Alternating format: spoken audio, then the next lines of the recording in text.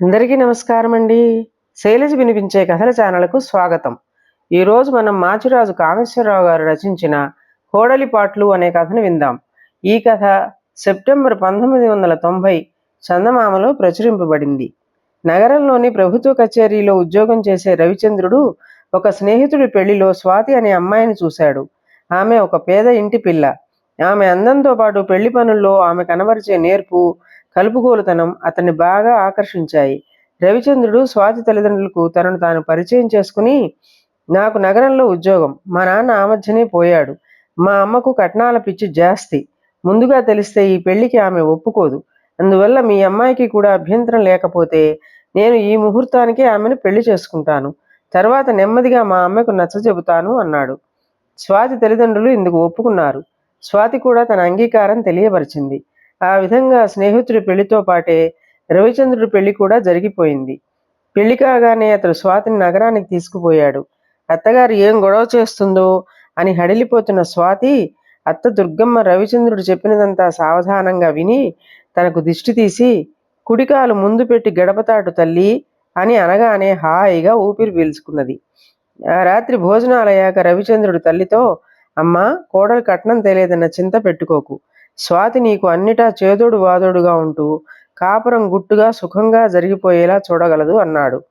మర్నాటి ఉదయం రవిచంద్రుడు కచేరీకి వెళ్ళిపోగానే దుర్గమ్మ నీళ్ల కోసం బావికేసిపోతున్న స్వాతితో, ఆగవే నంగనాచి, నా కొడుకు ఏం మత్తు మందు పెట్టి వలలో వేసుకున్నావు, తగుదునమ్మా అని కాని కట్నం లేకుండా కాపురానికి రావడానికి నీకు సిగ్గులేదు అన్నది పళ్ళు కొరుకుతూ. అత్తలో వచ్చిన మార్పుకు నిర్ఘాంతపోయిన స్వాతి, కట్నాల సంగతులేవి నాకు తెలియవు, అయినా మీ అబ్బాయే తనకు తానుగా నా తల్లిదండ్రులతో నేను ఇష్టపడితే పెళ్ళాడతానని చెప్పాడు అన్నది. అదే ఆ సంగతి. సరే, వాడు చేసుకుంటాననగానే చెయ్యడంలో మీ నాన్న రవ్వంత బుద్ధి కనబరిచాడా? ఆ మధ్య నాకు తీర్థయాత్రలో పరిచయమైన రామాపురం రామనాథం గారు మా అబ్బాయి అందం, ఉద్యోగం చూసి ₹1,00,000 కట్నంతో తన కూతుర్నిచ్చి పెళ్లి చేస్తానన్నాడు. మధ్యలో మీ నాన్న శనిపీనుగులా దాపురించాడు.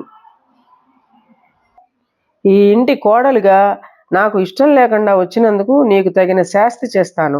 ఈ జరిగింది నా కొడుకు చెప్పావంటే ఏ నుయ్యో గొయ్యో చూసుకొని హరియమని, అందుకు కారణం నువ్వే అని ఉత్తరం రాసిపెట్టి మరీ పోతాను, జాగ్రత్త అని దుర్గమ్మ స్వాతిని హెచ్చరించింది. ఆనాటి నుంచి దుర్గమ్మ కొడుకు కచేరీకి పోగానే పని మనిషిని తరిమేసి కోడలి చేత అంట్లు తోమించేది, బట్టలు ఉతికించేది, ఇల్లంతా ఊడిపించేది. అయితే కొడుకు చీకటి పడే వేళ ఇల్లు చేరగానే ఆమె తన కోడల్ని ఎంతో ఆప్యాయంగా చూసుకుంటున్న దానిలా కొడుకుతో, ఒరే బాబు, స్వాతి మధ్యాహ్నం పట్టెడన్నం కూడా సరిగ్గా తినలేదు, కోడలు చిక్కిపోతే వచ్చే అప్రతిష్ట అత్తనైన నాకే గదా అనేది. ఒక్కొక్క నాడు మధ్యాహ్నం వేళ దుర్గమ్మ సుష్టిగా తిని తీరిగ్గా కూర్చుని స్వాతిని దగ్గరకు పిలిచి, ఒసే, ఆ రామనాథం గారి అమ్మాయిని కోడలుగా తెచ్చుకుని ఉంటే 1,00,000 కట్నం వెనక వేసుకుని మహారాణిలా ఉండేదాన్ని. నా కొడుకు నీలాంటి దారిన పోయే దరిద్రాన్ని తెచ్చి ఇంట్లో పెట్టాడు, అంతా నా కర్మ అంటూ తలబాదుకునేది. ఈ విధంగా స్వాతి పాటలు ఆరంభమయ్యాయి. ఒకసారి రవిచంద్రుడు కచేరీ పని మీద పొరుగురు వెళ్ళాడు. ఆ మర్నాడు స్వాతికి జ్వరం వచ్చింది. అయినా ఇదేమీ లెక్క చేయకుండా దుర్గమ్మ పక్క గ్రామంలో ఉన్న దూరపు బంధువుల ఇంటికి పెళ్లికి పోతూ స్వాతితో, లంకణం పరమౌషధం, నే వెళ్ళాక ఇన్ని నీళ్లు తాగి తలుపులు కిటికీలు మూసేసి పడుకో, రేపు బహుశా నేను పొద్దెక్కాక తిరిగి వస్తాను, వంట అది చేసి సిద్ధంగా ఉంచు అని చెప్పింది. జ్వరం వల్ల ఆ రాత్రి అతి నీరసంగా ఉన్నా స్వాతి ఓపిక తెచ్చుకొని తలుపులు కిటికీలు మూసింది. అయితే అనుకోకుండా పెద్ద పెట్టున వర్షం ప్రారంభమై ఆమెకి జ్వరం ఎక్కువ కావడంతో చలికి వణుకుతూ ముడుచుకుని పడుకున్నది. అర్ధరాత్రి వేళ ఎవరో తలుపు తట్టారు. స్వాతి వణుకుతూ వెళ్లి తలుపు తెరిచింది. వర్షంలో బాగా తడిసిపోయిన ఒక అమ్మాయి చేతిలో ఒక చిన్న పెట్టెతో లోపలికి వచ్చి, ఇంత అర్ధరాత్రి వేళ నిద్రలేపానని ఏమీ అనుకోకండి, నా పేరు విజయ, స్నేహితురాలు పెళ్లికి వెళ్ళి బాడుగు బండిలో తిరిగి వస్తూ వర్షంలో చిక్కుకున్నాను, బండి చక్రం బురదలో కూరుకుపోయింది, మీరేమీ అనుకోకపోతే ఈ రాత్రికి మీ ఇంట్లో ఉండి తెల్లవారగానే వెళ్ళిపోతాను అన్నది. స్వాతి ఆమెకు దాపులను ఉన్న ఒక మంచం చూపించి, నాకు నిన్నటి నుంచి ఒకటే జ్వరం, మీరు బాగా తడిసిపోయినట్టున్నారు, బట్టలు మార్చుకొని ఆ మంచం మీద పడుకోండి అన్నది. విజయ స్వాతి చెయ్యి పట్టుకుని చూసి, మీకు జ్వరం చాలా ఎక్కువ ఉన్నట్టుంది, మీరు పడుకోండి అని ఆమెను మంచం దగ్గరకు తీసుకుపోయి వదిలి తర్వాత బట్టలు మార్చుకొని మరో మంచం మీద పడుకున్నది.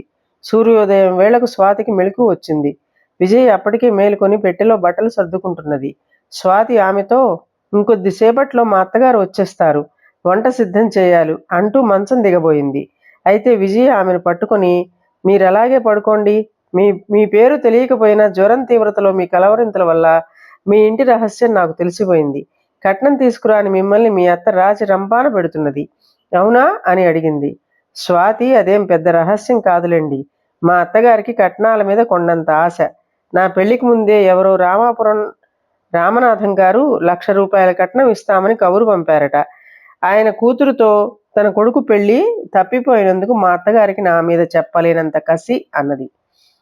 ఆ జవాబు వింటూనే విజయ ఒక క్షణం నివ్వెరపోయి, అదా సంగతి, మీ అత్తగారు రాగానే ఆవిడకు నేను మీ స్నేహితురాలనని పరిచయం చెయ్యండి, ఆమె మీద ఒక తిరుగులేని మంత్రం ప్రయోగిస్తాను అన్నది.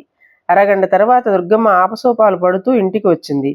విలువైన పట్టుచీర, మెడ నిండుగా నగలతో ఉన్న విజయ కనబడగానే ఆమె గతుక్కుమని అంతలోనే తేరుకొని, ఎవరమ్మా నువ్వు అని అడిగింది. నేను స్వాతి బాల్య స్నేహితురాల్ని. బంధువుల ఇంటి నుంచి మా ఊరు వెళుతూ రాత్రి ఇక్కడ ఆగాను అన్నది విజయ. దుర్గమ్మ విజయ మెడకేసి పరీక్షగా చూసి, అక్కడ తాళిబొట్టు లేకపోవడంతో ఇంత డబ్బున్న పిల్ల కోడలిగా వస్తే ఎంత బావుండేది అనుకుని స్వాతితో, వంట పనేదో చూడు అని ఆమె వంటగదిలోకి వెళ్ళిపోగానే విజయతో, నువ్వు మహాలక్ష్మిలా ఉన్నావు, నా కోడలి వాలకం చూశావు గదా, దిష్టి బొమ్మ అన్నది. నా మాటలకు విజయ నవ్వి, రాత్రి బాగా పొద్దుపోయే వరకు స్వాతి నాతో మాట్లాడుతూనే ఉంది. దిష్టిబొమ్మలా ఉన్న గొప్ప అదృష్టవంతురాలు, బంగారం లాంటి అత్తగారు దొరికారు అన్నది. ఆ మాటలకు పొంగిపోయిన దుర్గమ్మ, అత్త మంచితనం గురించి చెప్పుకునే కోడళ్ళు ఈ కాలంలో చాలా అరుదు. నన్ను గురించి స్వాతి గయ్యాళిదాన్ననే చెప్పి ఉంటుంది అన్నది. అదేం మాట, మీ గురించి అంతా మంచే చెప్పింది. రామాపురంలో రామనాథం గారని మా దూరపు బంధువు ఒక ఆయన ఉన్నాడు. ఆయన కూతురి పెళ్లి ఈ మధ్యనే అయింది. దాని అత్త మహా గడసరిదిట.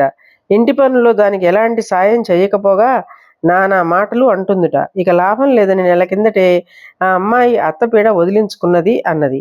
ఏమిటేమిటి, ఇంట్లోంచి వెళ్ళగొట్టిందా అని అడిగింది దుర్గమ్మ విస్తుపోతూ. అలా చేసినా బావుండేది, కానీ ఏదో మందు మాకులో ఈ లోకం నుంచే సాగనంపింది అన్నది విజయ. ఎంత ఘోరం, ఆ అమ్మాయి దూరపు బంధువు అంటున్నావా? నయం, ఒకప్పుడు ₹1,00,000 కట్నంతో ఆ పిల్లని ఇంటి కోడలుగా తెచ్చుకుందామనుకున్నాను అంటూ దుర్గమ్మ మంచం మీద కూర్చున్నది.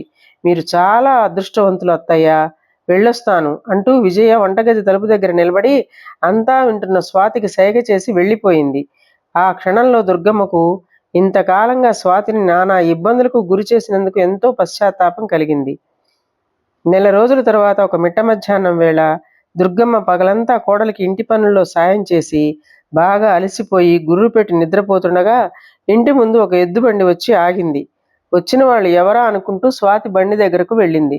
లోపల విజయ, మీ అత్తలో మార్పేమైనా వచ్చిందా అని అడిగింది విజయ స్వాతిని. ఆమె నన్ను ఇప్పుడు కన్నా కూతురు కన్నా ఘనంగా చూసుకుంటున్నది. సరే కానీ పాపం, నువ్వు ఆ రామనాథం గారి కూతురు మీద పెద్ద అపవాదు వేశావు, తెలిస్తే ఆ అమ్మాయి ఎంత బాధపడుతుందో అన్నది స్వాతి.